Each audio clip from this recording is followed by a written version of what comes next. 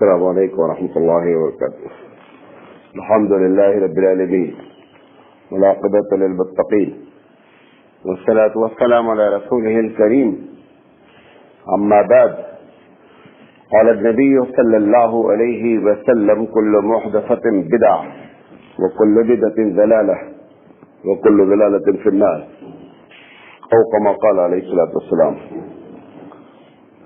محترم حضرات،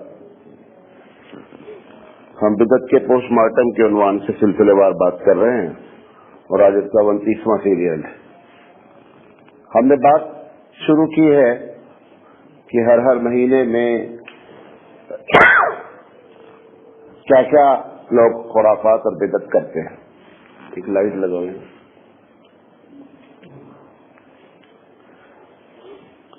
تو کل ہم نے آپ کو ایک بات بڑی بنیادی طور پر بتائی تھی، اگر یاد ہوگا، کہ یہ خرافاتیں اور بدعتیں ہمارے پاس کیسے آتی ہیں. تو ہم رجب کے بارے میں بات کر رہے ہیں. تو اس میں پورے دنیا میں الگ الگ طریقے کی بدعتیں ہیں. کچھ علاقے میں کچھ ہیں، کچھ علاقے میں کچھ ہیں.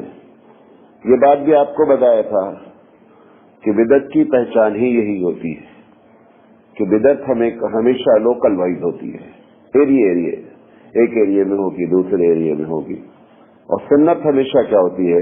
انٹرنیشنل ہوتی ہے، کیونکہ نبی رحمت للعالمین ہے، سارے جہاں کا نبی ہے. لہذا جب وہ کوئی بات کرتے ہیں تو سارا عالم جانتا ہے. جب آپ ہبلی والے کرتے ہیں تو ہبلی والے جانتے ہیں، تو بیجا پور والے کرتے تو بیجا پور والے جانتے ہیں، لکھنؤ والے کرتے تو لکھنؤ والے جانتے ہیں، لندن والے کرتے تو لندن والے جانتے ہیں. تو اس طریقے سے بدعت کی یہ پہچان ہوتی ہے. اس لیے بتانا چاہ رہا ہوں کہ میں جب باتیں ابھی رجب کے بارے میں، تو آپ ہو سکتا ہے یہ سوچے کہ یار ہمارے یہاں تو یہ ہوتا نہیں، ہم تو جانتے نہیں. یہی تو اس بات کی علامت ہے کہ بدعت ہے. تو مشہور چیز جو ہے وہ یہ ہے کہ رجب کے مہینے میں سب سے پہلے تو کونڈا ہوتا ہے. اتفاق ایسا ہے کہ ہم ہندوستانیوں نے جن تہواروں کو اپنی مرضی سے بنایا، اس میں آج بھی ایسے لیٹر ہیں، لیٹر سمجھتے ایسے حرف ہیں کہ جو عربی میں ہوتے ہی نہیں ہیں. مثال کے طور پر کونڈا ہے، کونڈا میں ڈال ہے. کونڈا جب لکھیں گے تو ڈال سے لکھیں گے. ڈال لیٹر عربی میں نہیں ہوتا ہے. اگر یہ رسول عربی کا بتایا ہوا تہوار ہوتا تو اس کی عربی ہونی چاہیے.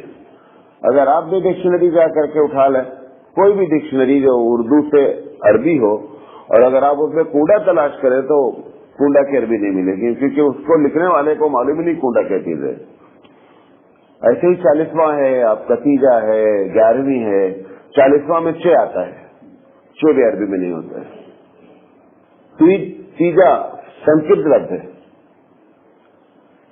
آپ کے 11ویں میں گاف آتا ہے، گاف بھی عربی لفظ نہیں ہے.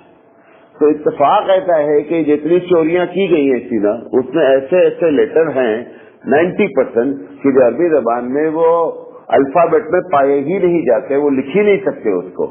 اگر آج کوئی عربی میں کونڈا لکھنا چاہے گا تو وہ لکھے گا کونڈا نہیں لکھ سکتا، کیونکہ ڈال ہوتا ہی نہیں ہے. تو اس طریقے سے یہ کونڈا ہے. کونڈا ہے کیا؟ مختصر بتا دیتے ہیں، ورنہ تو بہت لمبی باتیں ہوگی. یہ حضرت معاویہ رضی اللہ تعالیٰ عنہ نبی کریم صلی اللہ علیہ وسلم کے نسبتی برادر ہیں. معاویہ رضی اللہ تعالیٰ عنہ کی بہن حضور اکرم صلی اللہ علیہ وسلم کی بیویوں میں سے ایک بیوی ہے. کاتبین وحی ہیں، وہ وہی لکھاتے تھے اللہ کے رسول صلی اللہ علیہ وسلم. پوری ٹیم کو اس میں سے ایک وہ بھی شامل ہیں. کافی دن کے بعد اسلام لائے ہیں. اس میں ایک حقیقت ہے، معاویہ رضی اللہ تعالیٰ عنہ سے حضرت علی رضی اللہ تعالیٰ عنہ کی لڑائی ہوئی تھی، بہت مشہور لڑائی ہے. اس کے بعد معاویہ رضی اللہ تعالیٰ عنہ جو ہے وہ قابض ہو گئے اور انہوں نے حکومت چلائی سیریا سے، شام سے. معاویہ رضی اللہ تعالیٰ عنہ کا جب انتقال ہوا تو یہ جو شیعہ حضرات تھے، ان لوگوں نے ان کی خوشی میں ایک تہوار بنایا. تو چونکہ شیعوں کا جو بیس ہے وہ ایران ہے شروع سے، اسی وقت سے لے کر، تو ان لوگوں نے وہ ایک تہوار منایا.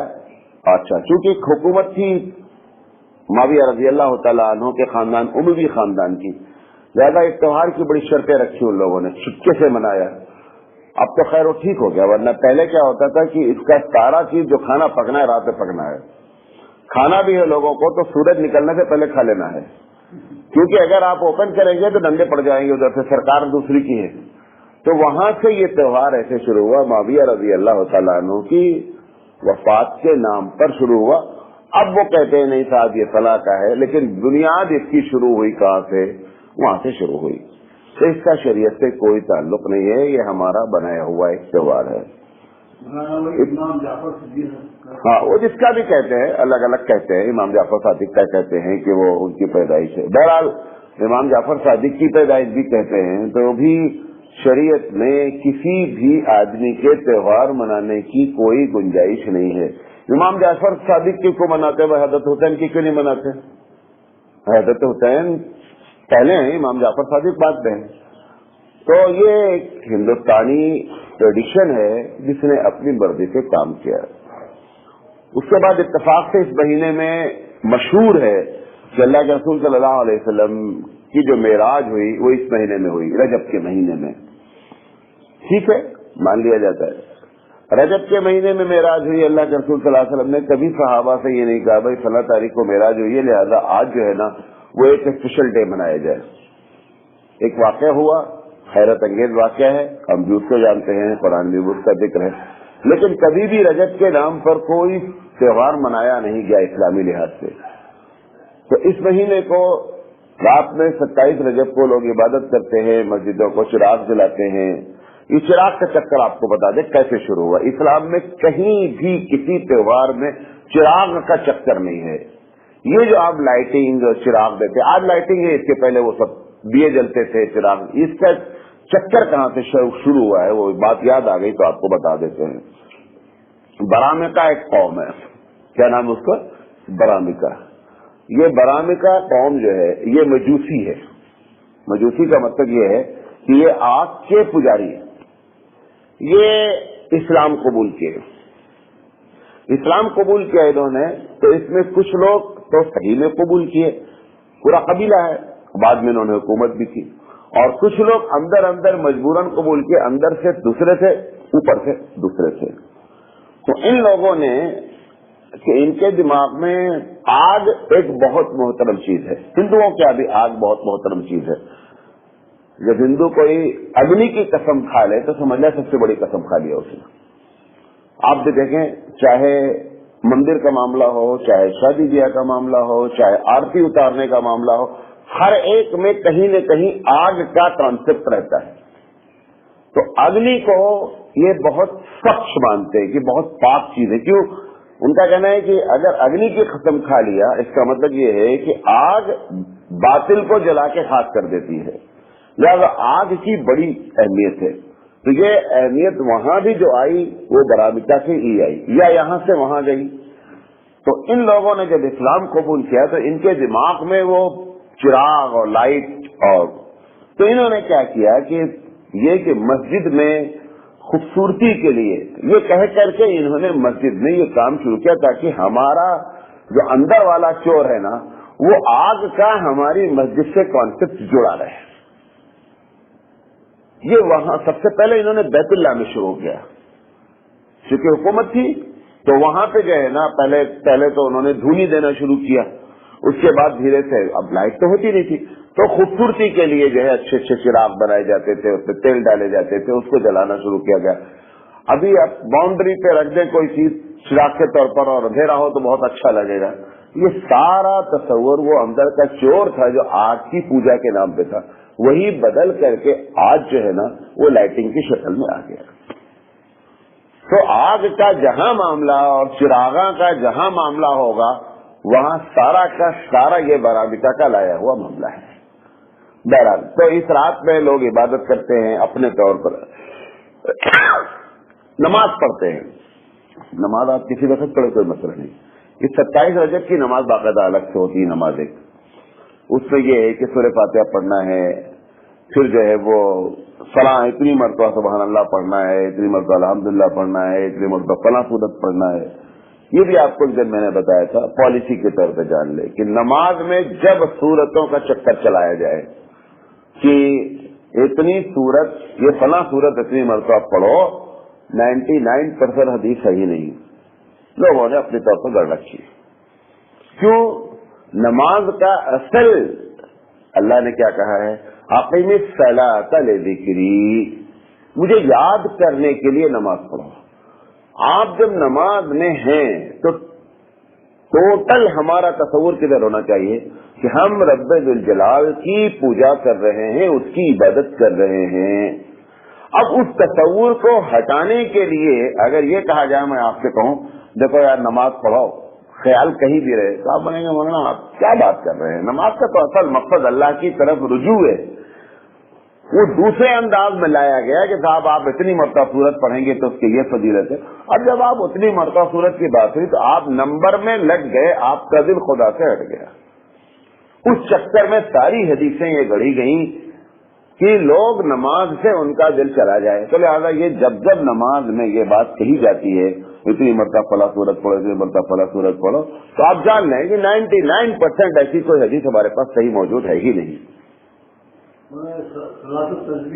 بات کر لے گا ابھی ایک بات کر، جب بھی یہ نماز یہ نمبرنگ کی بات ہو تو آپ اپنے طور پر خود ڈیسائیڈ کر لیں کہ صحیح حدیث ہونے کے کوئی چانسز نہیں ہے۔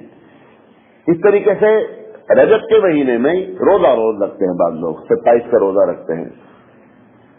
یہ شروع سے مطلب کافی بہت پہلے سے یہ بدعت شروع ہوئی، تو جب حضرت عمر رضی اللہ تعالیٰ عنہ کو معلوم ہوا تو انہوں نے باقاعدہ بلایا، پوچھا لوگوں سے یہ کس چیز کا روزہ ہے؟ تو بعض لوگوں نے، کیونکہ جو لوگ نئے نئے مسلمان ہوتے تھے نا تو ان کے اوپر لوگ محنت زیادہ کرتے تھے، جو پرانے لوگ تھے وہ تو خود ایک بہت پلس ہوتے تھے تو ان کے اوپر محنت نہیں ہوتی تھی، محنت ہوتی تھی۔ اچھا اس وقت اسلام کا بول بالا تھا، اتنے لوگ ایمان لاتے تھے چاہے جس وجہ سے لا رہے ہوں، حقانیت کی بنیاد پر کیا، جس کے علاوہ کسی کا پرچم نہیں لہرا رہا ہے لہذا اسی پرچم کے نیچے آ جاؤ، تو تربیت نہیں ہو پاتی تھی تو اس کی وجہ سے جہالت رہتی تھی، تو ان کے اوپر محنت کر کے ان کے اندر یہ ساری چیزیں داخل کر دی جاتی تھی۔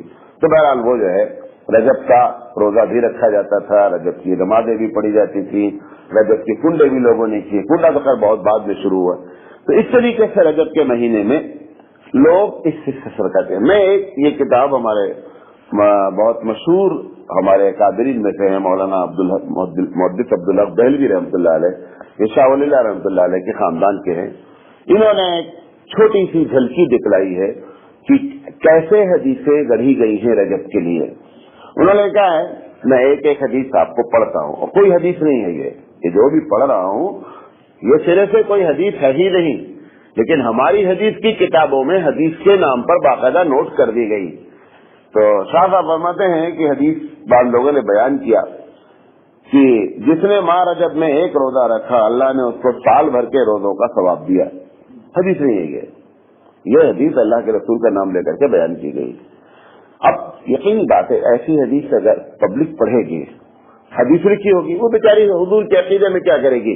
روزہ رکھے گی، اسے کیا معلوم کہ یہ حدیث ہی نہیں ہے۔ اچھا فرمایا جس نے ماہ رجب میں اپنی زبان کو لغویات سے محفوظ رکھا، لغویات مطلب گالی گلوچ نہیں دیا، تو منکر نکیر کے سوال کے وقت اللہ تعالیٰ خود اس شخص کو جواب تلقین کرے گا جس نے ماہ رجب میں خیرات کیے۔ یعنی کہہ رہے ہیں کہ اگر رجب کے مہینے میں کوئی آدمی اچھی باتیں کرے اور اپنی زبان کو محفوظ رکھے تو جب منکر نکیر قیامت پہ آ کر کے سوال کریں گے تو اس کو جواب اللہ خود بتائے گا اور وہ آسانی سے جواب دے گا۔ کسی بھی مہینے میں ہو زبان کا استعمال کبھی بھی جائز نہیں، لیکن اگر آپ یہ سوچیں کہ رجب میں نہیں کریں گے بقیہ چلے گا، یہ اپنی طرف سے آپ نہیں کر سکتے ہیں۔ ایسی حدیثیں آئیں، حدیث بیان کی کہ جس نے ماہ رجب میں خیرات کی وجہ سے اس کی گردن عذاب و دوزخ کے پھندے سے چھٹکارا پائے گی، یعنی اس مہینے میں اگر خیرات کوئی کرے گا تو جہنم سے بچ جائے گا۔ جس نے اس ماہ میں صلہ رحمی کی اللہ دنیا و آخرت میں اس کے ساتھ صلہ رحمی کرے گا اور زندگی بھر اس کے دشمنوں پر اسے فتح مند وہ غالب کرے گا۔ اگر صلہ رحمی کرے گا تو ہمیشہ دشمن اس پر یہ غالب رہے گا۔ جس نے اس ماہ کی کسی کی عیادت و تیمارداری کی اللہ اپنے فرشتوں کو اس سے ملنے اور دعائے سلامتی دینے کا حکم دیتا ہے. یعنی اگر کسی کو جا کر آپ نے بیمار سے وزٹ کیا تو یہ حدیث, جس نے اس ماہ نماز جنازہ پڑھی گویا اس نے ایک مردے میں جان ڈال دی. جس نے کسی مسلمان کو اس ماہ کھانا کھلایا اس کے عوض اللہ اس کو حضرت ابراہیم اور سرور عالم کے دسترخوان پر کھانا کھلائے گا. یعنی اگر آپ نے ایک آدمی کو کھانا کھلایا ہے, میں اس کو نہیں بیان کرنا چاہتا تھا, میں یہ کہہ کر کے بھی بیان کر رہا ہوں غلط ہے, لیکن بعض لوگ ایسے بھی سرفرے ہوتے ہیں کہ اگر سن لیتے ہیں تو اس پر عمل شروع کر دیتے ہیں. سمجھے نہیں؟ یعنی ہم ایک بات بتاتے ہیں غلط کو, اس کے باوجود بھی اس غلط سے مانا لوگ نکال لیتے ہیں, نہیں کچھ نہ کچھ تو ہوگا اس کے پیچھے چکر. تو اگر کوئی کھانا کھلاتا ہے تو قیامت میں ابراہیم علیہ السلام اور نبی کریم صلی اللہ علیہ وسلم کے دسترخوان پر اس کو کھانا کھلایا جائے گا. جس نے اس ماہ کسی کو پانی پلایا اللہ اسے سربلند شربت پلائے گا. جس نے اس ماہ کسی مسلمان کو کپڑے پہنائے اللہ اس کو 1000 عمدہ جنتی لباس 1000 جنتی لباس عطا فرمائے گا. جس نے کسی یتیم پر مہربانی کی اور محبت سے اس کے سر پر ہاتھ پھیرا اور اس کے جتنے سر پر بال ہوں گے ان کی گنتی بھر اللہ تعالیٰ اس شخص کو گناہ سے معاف کرے گا. جس نے اس ماہ میں ایک مرتبہ اپنی مغفرت کی دعا کی اللہ اس کی دعائیں طلب بخشش قبول کرے گا. جس نے ایک مرتبہ سبحان اللہ لا الہ الا اللہ پڑھا اللہ اس کا نام بکثرت ذکر الہی کرنے والے مرد و زن کی فہرست میں لکھ دے گا. جس نے اس ماہ میں ایک مرتبہ قرآن ختم کیا اس کے بعد اللہ ایک ماہ تاج جو مونگے اور موتیوں سے ہوگا اس کے والدین کو پہنائے گا. یعنی اس تاج میں موتی لگی ہوگی پہنائے گا اور محشر کی رسوائی سے محفوظ کرے گا. یہ سارا لکھنے کے بعد لکھتے ہیں کہ اوپر جتنی بھی حدیثیں بیان کی گئی ہیں ابن عساکر نے مندرجہ بالا روایت کو منکر و ناپسند لکھا ہے اور تبیین العجب میں یہ بہت مشہور کتاب ہے غالباً علامہ ابن حجر عسقلانی رحمۃ اللہ علیہ کی ہے. ان روایت کو لکھا ہے کہ ساری کی ساری روایت بندوں نے گڑھی ہے. یہ ایسے ایک ایک مہینے پر لوگوں نے گڑھی ہے, ایک ایک مہینے کی فضیلت پر گڑھی ہے. تو یہ رجب جو ہے اس طریقے سے کنڈا ہونا, اس میں روزہ رکھنا, اس میں عبادت کرنا, اس میں یہ عقیدہ رکھنا کہ اس کے اس انداز میں فضائل ہے. رجب ایک مہینہ ہے جیسے تمام مہینے ہیں. ساری عبادتیں جو بھی اللہ کے رسول صلی اللہ علیہ وسلم سے ثابت ہیں وہ وقت کے ساتھ کی جا سکتی ہیں, ورنہ کوئی بھی عبادت آپ اپنی مرضی سے وقت کے تعین کے ساتھ, جگہ کے تعین کے ساتھ, عدد کے وقت کے ساتھ اور کیفیت کے ساتھ 4 چیزیں ہوتی ہیں. آپ عبادت کریں ٹائم متعین آپ اپنی مرضی. میں ہر دن جمعرات کو قبرستان جاؤں گا, آپ ایسا نہیں کر سکتے. آپ روز جاؤ 24 گھنٹہ قبرستان میں پڑے رہو, وہیں گھر بنا لو, کوئی مسئلہ نہیں ہے. لیکن جمعرات کو جانا ہے یہ آپ نہیں طے کر سکتے. کیوں؟ وقت کی تعین کے لیے اپروول چاہیے نبی کریم صلی اللہ علیہ وسلم سے. میں صاحب فلاں جگہ جا کر کے عبادت کروں گا, آپ عبادت اپنے گھر میں کریں کہیں بھی کریں. یہ جو آپ نے متعین کیا فلاں جگہ جا کر کے, وہ 3 ہی جگہ کی عبادت اپنی جگہ کے لحاظ سے معتبر ہے. وہ بیت اللہ ہے, مسجد نبوی ہے اور مسجد اقصیٰ ہے. یہاں 3 جگہ آپ جائیں عبادت کرنے, اس کا الگ سے ثواب ہے. بچے یہ سمجھ کر کے کہ فلاں جگہ جائیں گے, فلاں کی خبر پر بیٹھ کر کے قرآن پڑھیں گے, ثواب قرآن پڑھنے کا ثواب تو درکنار ہے, اس جانے کا گناہ اور اس جگہ کو متعین کرنے کا گناہ. تو نہ جگہ متعین کر سکتے ہیں آپ, نہ جگہ. فلاں دن اتنی رکعت نماز پڑھیں گے, اتنی رکعت کی تعین صرف رسول. رمضان ہے 20 رکعت پڑھیں گے, اللہ کے رسول سے متعین ہے, کوئی مسئلہ نہیں. لیکن ہم جمعرات کو ہر جمعرات کو 8 رکعت پڑھیں گے, اس میں 2 غلطیاں ہو رہی, 8 رکعت کی غلطی اور جمعرات کے دن کی. چوتھی چیز, چاروں بتایا, عدد بھی بتایا, جگہ بھی بتایا, وقت بھی بتایا. چوتھی چیز پڑھیں گے صلاۃ التسبیح پڑھیں گے اور سب لوگ مل کر کے پڑھیں گے. صلاۃ التسبیح کی فضیلت اپنی جگہ, لیکن اعلان کر کیا جائے گا, اشتہار لگایا جائے گا, فلاں مسجد میں صلاۃ التسبیح جماعت پہ ہوگی. یہ حیت جو اختیار کی ہے, کیفیت بنائی, طریقہ بتایا, یہ طریقہ رسول اکرم سے ثابت نہیں ہے. چاشت کی نماز کچھ لوگوں نے جماعت سے پڑھی, روایت ہے کہ بدعت ہے. لوگوں نے کہا کہ اس سے کنفیوز ہوئے کہ شاید پوری چاشت بدعت نہیں, وہ طریقہ جو اختیار کیا گیا تھا وہ طریقہ اللہ کے رسول سے ثابت نہیں ہے. زیادہ یہ زندگی میں ایک پالیسی بنا لیں, یہ 4 چیزیں اگر آپ کرنے جا رہے ہیں اس کے لیے ثبوت چاہیے. واللہ اعلم بالصواب. سبحان اللہ وبحمدہ, سبحانک اللہم وبحمدک, اشہد ان لا